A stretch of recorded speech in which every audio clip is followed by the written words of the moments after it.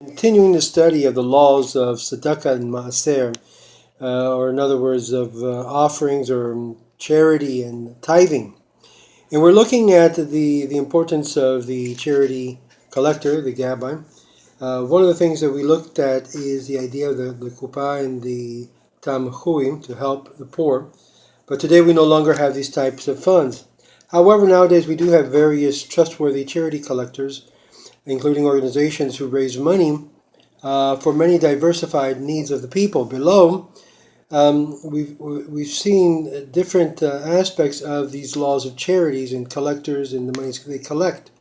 It's important to note that some of these laws are very complex, and it's also important to note that these laws have several factors that may change the halakha, the Jewish law, the way to apply it, and therefore one should make sure to consult a competent halakhic authority concerning each specific occasions.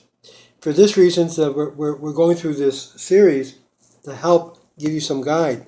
One may not be pressured into giving. Our rabbis teach us that charity merits great reward by convincing others to give tzedakah. The Talmud teaches Gadol hamishaseh yoter min haoseh. Greater is the one who causes one to give tzedakah than the one who gives it. Very important concept. In other words, you are involved in raising funds to help a charity is an incredible mitzvah. It's a incredible commandment. However, a charity collector has to ensure that he does not do anything that will cause him to forfeit his reward. Therefore, he must make certain not to pressure one who is unable to afford to give more than he can in tzedakah. One may not accept tzedakah from one who is only giving because he's embarrassed not to give, since such action is considered stealing. One may not even approach someone who normally gives more than he is able to afford and ask for tzedakah. Furthermore, a charity collector may not embarrass one into giving tzedakah. In other words, they put you under pressure that, come on, give, and you feel terrible. Embarrassing the charity collector. Charity collector may not be concerned if there are those who embarrass or insult him when he approaches people while trying to raise money for the poor. Such negative behavior on their part only increases his reward. In other words, the sorrows, the trouble that a charity collector gets because he's always seen as begging for money.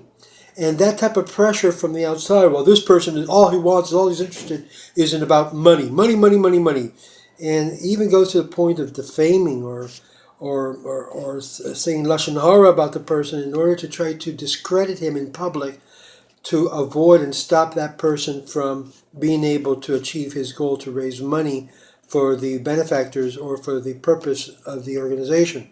Such persons, actually the ones giving the pressure, bring upon themselves negative results in their life.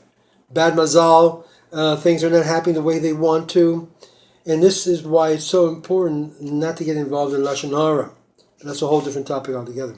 Misleading people. A charity collector may not mislead or trick people into giving tzedakah. Therefore, one may not tell an individual that he's collecting for a certain cause that he knows the person would be more than willing to support, when the fact is he's really collecting for a different cause. In other words, the switch and bait concept in the marketing world is completely not permissible. Similarly, a charitable collector may not tell an individual that he is personally giving a significant amount of tzedakah in order to get an individual to give, when in the truth he's really not giving that amount at all. In other words, I'll be the first one to give. I'll put $1,000. And then a whole bunch of other people add to that. That is also misleading the people. And in fact, if he does so, that's fine. But if he's doing so just to elicit other people's donation, that is misleading. Declining positions of charity collectors. If the community wants a certain individual to be a charity collector, he should accept it upon himself and not refuse it. However, in the event this position will greatly minimize his learning, he may be able to decline the offer. And that you'll find in Tzedakah Mishpat, in the Shulchan Aruch as well. Expenses. Now, what about expenses? A charity collector is permitted to deduct this from tzedakah account any expenses that were incurred to enable him to to the Tzedakah fund to function. Now, my understanding here in the United States, and I may be wrong because I'm not an attorney and I'm not an expert in this, but my understanding by the IRS is that a person could only be able to use about 30 to 35% of the funds which is collected for the purpose of paying the fundraiser or the activities involved. Again, check with your local attorney and expert in that. One should make certain prior to appointing a charity collector that he is a trustworthy individual. If a person does not feel that the collector is reliable, and again, this is why we're calling about trying to discredit a charitable collector from raising funds, because of this concept that plays into the role. And so by defaming the person, they're able then to say, well, you see, if a person does not feel that the collector is reliable, he should not give his tzedakah funds, but rather distribute his money personally. In other words, the idea that the individual who is obligated to give tzedakah or is the one giving tzedakah has the obligation to be the one distributing it. He is the administrator, obviously, of the tzedakah or the tithing.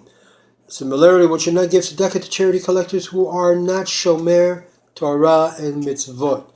If the person is not an observant Jew, in other words, not keeping Torah and mitzvot, you are not required to give that person money. Now you might say, well, how about a person who's not even Jewish, if it's for the non-Jewish cause? We'll look at that a little bit later. Women as charity collectors. One should not appoint a woman as a gabbai tzedakah. Tzedakah Mishpat makes reference to this. However, they are permitted to be collectors regarding issues concerning women. A woman who decided of her own accord to collect tzedakah for the poor is permitted to do so, and one may give her money. Showing respect for the charity collector, something that we see in today's world has been a lost art, showing respect, which is the reason why our temple was destroyed, because of the lack of respect shown one to another. One should show respect and derek eretz to an individual who is collecting charity. Certainly one is prohibited from yelling or embarrassing him or her. Furthermore, one should stand up when the charity collector is collecting funds or passes by, in the same way that one would stand up for anybody involved in the performance of a mitzvah and a commandment. However, if the gabbai tzedakah is being paid a salary, one does not have to stand for him.